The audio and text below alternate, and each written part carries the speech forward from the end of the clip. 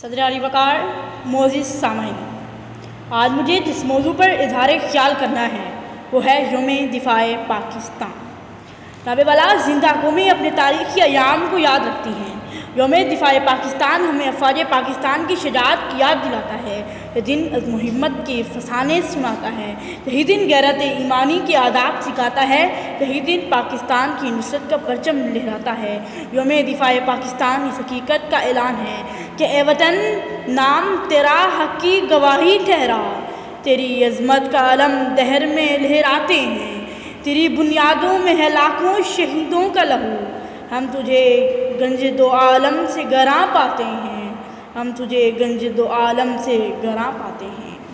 معزز حاضرین، آئیے ہم اپنے ماضی کا ایک روشن ورق الٹتے ہیں۔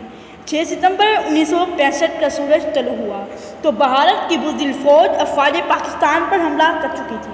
ان کا خیال تھا کہ ملت پاکستان سوئی ہوئی ہے، مگر یہاں تو ہمارا مقدر جگمگا رہا تھا۔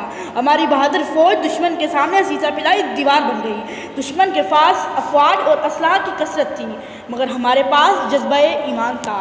یہی جذبہ اعلان کر رہا تھا کہ کافر ہے تو شمشیر پہ کرتا ہے بھروسہ، مومن ہے تو بے تیغ بھی لڑتا ہے سپاہی، مومن ہے تو بے تیغ بھی لڑتا ہے سپاہی۔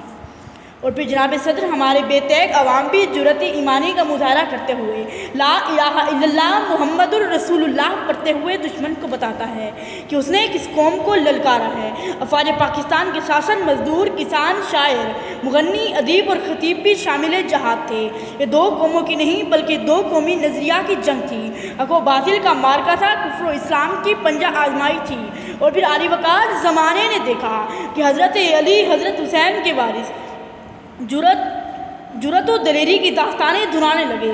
حضرت خالد، حضرت ایوبی کے فرزند فتح یاب ہونے لگے اور دیکھتے ہی دیکھتے فتح عظیم پاکستان کا مقدر بن گئی۔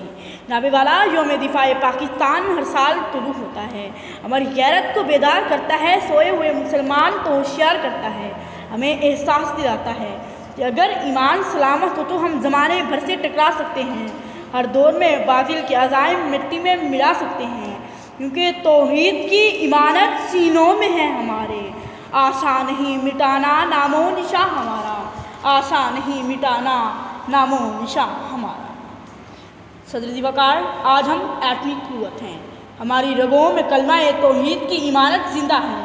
یوم دفاع پاکستان منانے کا تقاضا ہے کہ ہم اپنے وطن سے محبت کریں، اس کے زروں کو ستاروں سے افضل سمجھیں، اس کی فضاؤں کا احترام کریں، اس کے در و دیوار کو اپنے خون سے زینت بخشیں، مسلح افواج کے ساتھ مل کر نظریاتی سرحدوں کی پاسبانی کا فریضہ بھی سر انجام دیں۔